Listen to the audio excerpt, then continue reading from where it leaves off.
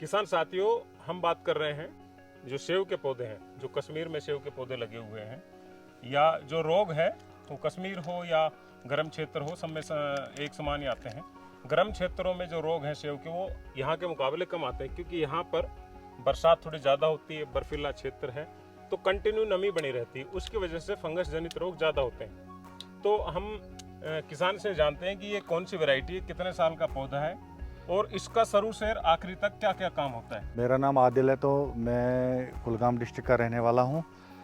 जो अनिल साहब ने बात छेड़ी है कि हम इसके रोग के बारे में पता करते हैं, फर्टिगेशन के बारे में पता करते हैं, तो पहले जब हमारा डोरमेंटल स्टेज खुल जाता है वो फरवरी एंड में खुल जाता है।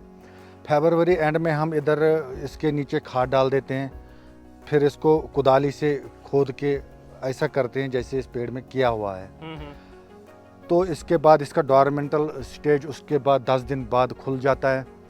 10 दिन पहले ही हमें इसका ऑयल का स्प्रे देना पड़ता है। अच्छा, ऑयल का स्प्रे इसलिए देना पड़ता है, जो ये आता है हमारा HB आ जाता है, TSO आ जाता है, TSO की स्प्रे कोई भी ऑयल आ जाता है, उसमें मैक आ जाता है, तो वो स्प्रे करना ज़रूरी होता है कि डोरमेंटल स्टेज खुलने से पहले। अच्छा, उसमें क्या हो जाता है, उसमें एक तो पेड़ की सफाई मिल जाती है, दूसरा जो भी उसमें रोग लग जाते हैं, संजय स्केल का रोग आ जाता है, बाद में टेम्परेचर जब राइज हो जाता है तो उसको वो रोक देता है। अच्छा, तो ये सेब की सफाई मिल जाती है उससे।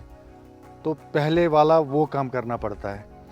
बाद में जब इसका ये मान के चलो आप ग्रीन टिप खोल जाता है, तब से इसको एक और स्प्रे मारनी पड़ती है फंजीसाइड की। ठीक है, वो कौन सा? उसमें कैप्टाप डालो, हम उसमें कैप्टाप डालते हैं, कोई मैनकोजिब डाल देता है, कोई कुछ डाल देता, तो ये फंजीसाइड का स्प्रे होना लाजमी है पूरे पौधे पे। तो उसके बाद इसका थोड़ा लिए बड़ा हो जाता है। जैसे जैसे ये टाइम लेता जाता है तो ये अपना अपना वो एक एक कैरेक्टर छोड़ देता है। तो जब इसका पिंक बड पे आ जाता है, ये इसका जब फूल खिलना स्टार्ट हो जाता है तो पहले पिंक बड पे आ जाता है। पिंक बड पे भी हम इसका फंजीसाइड का स्प्रे डाल देते हैं, इसलिए ताकि हमारे पिंक बड किसे कहते हैं? जो भी फूल जब फ्लावरिंग आ जाती है पेड़ की, फ्लावरिंग आने के बाद इसमें पहले पिंक कलर का आगे निकल जाता है, ठीक है, लाल रंग का निकल जाता है, तो उस पर स्प्रे मारना ज़रूरी है, क्योंकि उस टाइम हमारे को इधर स्केब का खतरा रहता है। अच्छा, क्योंकि उस टाइम मौसम भी ख़राब रहता है, हमारे इधर मार्च अप्रैल मई में मौसम ख़राब रहता है, तो उसकी वजह से उस पर स्प्रे मारना लाजमी हो जाता है, ताकि हमारे इसमें फ्रूट पे स्केब का कोई निशान न रह जाए। स्केब भी बहुत बड़ा रोग है, सेब के बगीचे में स्केब का भी बहुत बड़ा रोल होता है। जो मैंने आपके साथ बात छेड़ी है कि हम पिंक बड पे इस पे एक और स्प्रे मार रहे हैं, वो भी इसकी मार रहे हैं जो हमारा फंजीसाइड का स्प्रे हो। अगर उस टाइम एक ग्रोवर कांटेक्ट में मारे तो उसका इशू ये कम ही रहता है। अगर ये ना 2 किस्म के फंजीसाइड आ रहे हैं, एक कांटेक्ट में आ रहा है, एक सिस्टमेटिक में। अगर उस टाइम वो सिस्टमेटिक मारेगा तो बेटर रहेगा उसके लिए, क्योंकि सिस्टमेटिक उस टाइम हमारे को इधर मौसम का प्रॉब्लम रहता है, मौसम साथ पूरा नहीं देता है। बाद में जब वो स्टेज भी आगे चला जाता है तो इसके ऊपर फिर फ्लावरिंग का ब्लूम आ जाता है, पूरे पेड़ में फ्लावरिंग आ जाती है। फ्लावरिंग में हम इसको छेड़ते नहीं हैं, ना नीचे छेड़ते हैं ना ऊपर छेड़ते हैं, लेकिन यानी कि आपने उसमें कुछ नहीं करना जब उसमें फूल आ रहे हैं। जब फूल आ रहे हैं, हाँ, तो उस टाइम अगर कोई इंसान चाह सकता है तो वो PGR का यूज कर सकता है। अच्छा, सेब टिकाने के लिए। ये PGR क्या होता है? क्योंकि इसका काफी नाम है। हाँ, हिमाचल कश्मीर में ये PGR लोगों के जहन में ऐसा है, इधर जो कश्मीरी ग्रोवर हैं इनके जहन में इसका नेगेटिव फॉर्म है, क्योंकि ये हमारे को सेब टिका देगा। अच्छा, असल में जो PGR का यूज़ है वो सेब टिकाने के लिए नहीं है, सेब की क्वालिटी निकालने के लिए और इलांगेशन निकालने के लिए है। बाकी अगर हम नर्सरी में मैं नर्सरी का काम भी करता हूँ, अगर हम नर्सरी में PGR का यूज़ करेंगे उसका फेदरिंग हो जाती है, बहुत बढ़िया फेदरिंग मिलती है उससे। अच्छा, PGR से। तो लोग उस टाइम इधर PGR का यूज़ करते हैं, मैक्सिमम लोग उस टाइम PGR अपने ब्लूम पे डाल देते हैं। डोज क्या है उसका? डोज अगर हम एप्लिन लेके आते हैं तो आधा लीटर एप्लिन में हम 2 ड्रम पानी डाल देते हैं। ऐसे रेशो आ जाता है तो हर एक दवाई का अपना अपना रेशो आ जाता है, तो वो ऐसे उसका कुछ इशू नहीं है कि उसके बराबर का रेशो करना चाहिए।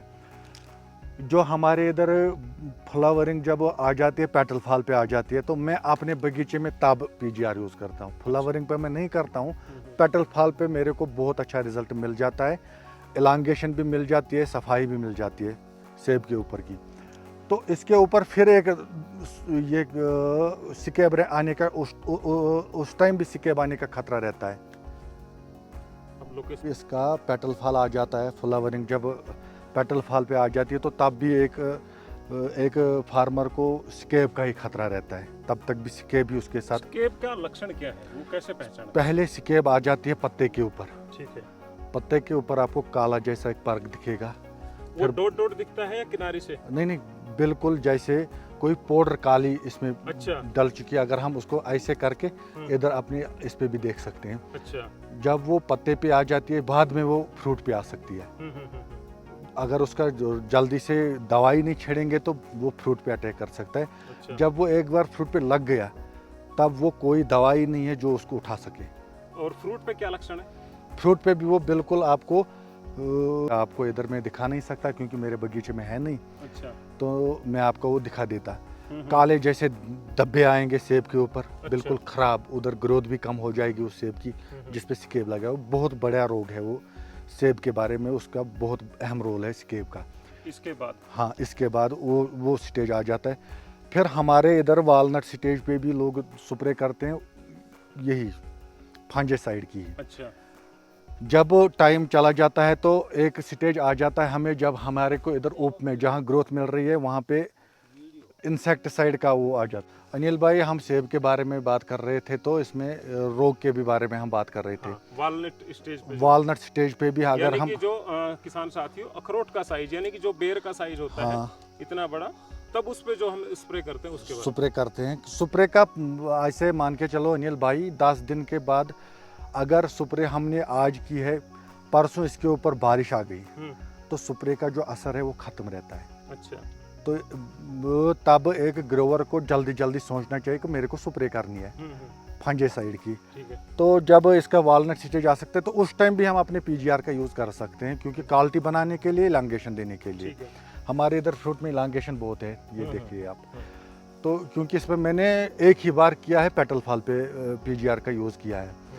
तो बाकी इशू इसका जब पीरियड चला जाता है तो इसका एक पोर्शन वो आता है कि इंसेक्ट आ जाता है, नए शूट में इंसेक्ट आ जाते हैं।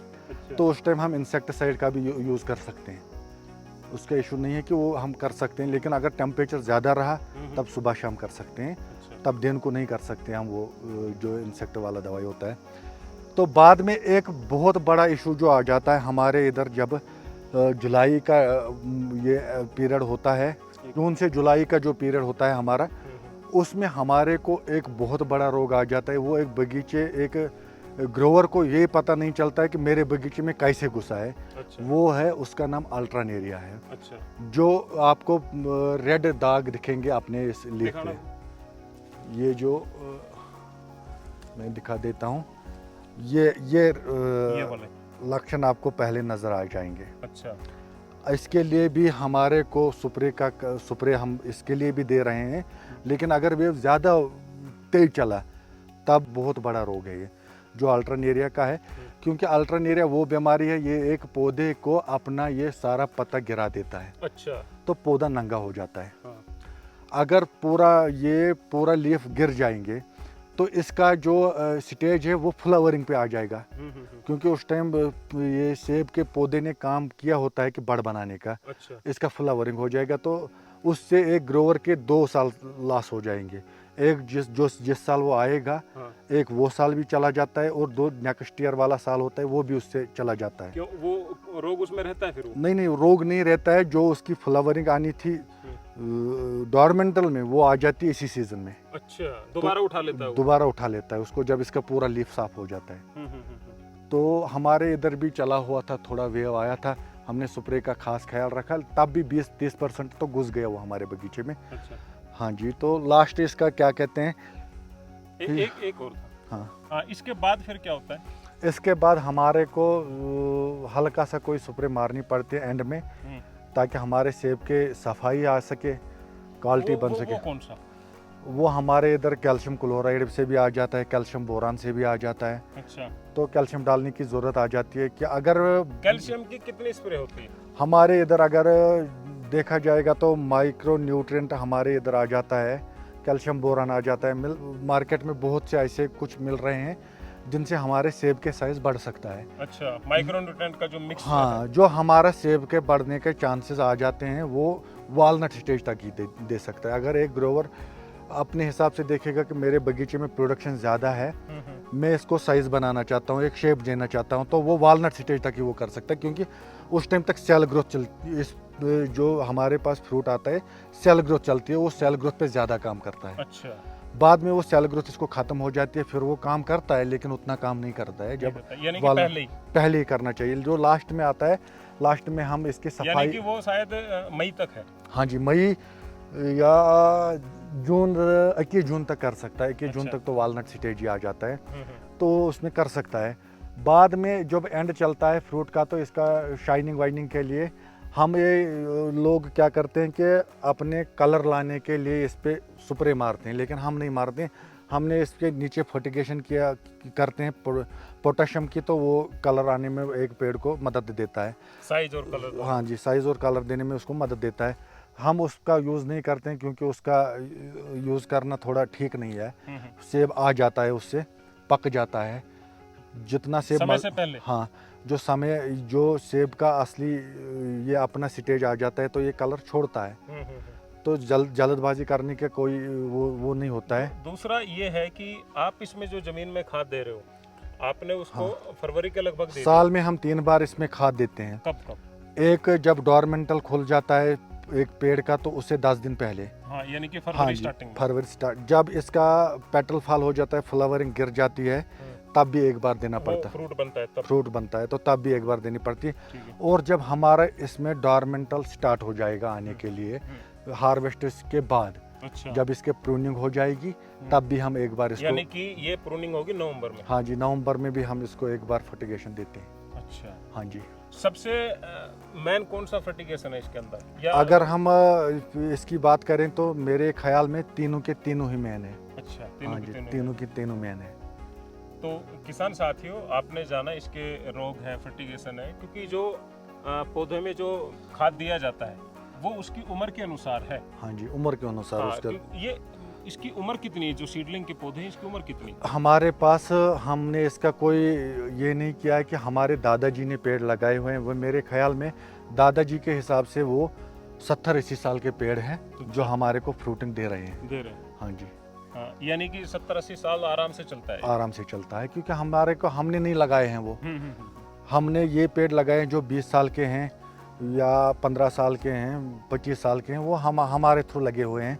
जो हमारे पहले दादाजी काम करते थे फार्मिंग पे, तो उसने अपने दौर में लगाए हुए हैं। वो बोलता है कि ये पेड़ 70 साल का है, 60 साल का है, 80 साल का है, जैसा वो बताते हैं। हाँ जी, जैसे वो बताते हैं। तो किसान साथियों, आपने सेब के अधिकतर जानकारी शायद आपको समझ में आ गई होगी। कोशिश करूंगा भविष्य में आप लोगों तक समय समय पर इस तरह की वीडियो आती रहे, क्योंकि बात है कि हर व्यक्ति के साथ वीडियो नहीं बना सकते। अगर किसी ने गलत कोई वर्ड बोल दिया या उसमें गलत फंगिसाइड या इंसेक्टिसाइड का उपयोग गलत समय पे, फ्लावरिंग के समय ऐसा कुछ बता दिया, तो एक किसान की फसल भी खराब हो सकती है। तो सबसे अच्छा है कि जो अनुभवी है, लंबे समय से काम कर रहा है, खुद का बाग है जो डेवलप है, अच्छा है, स्वस्थ है, तो हम उसी के साथ ही हम वीडियो बनाते हैं। तो आपने वीडियो देखा, धन्यवाद, जय।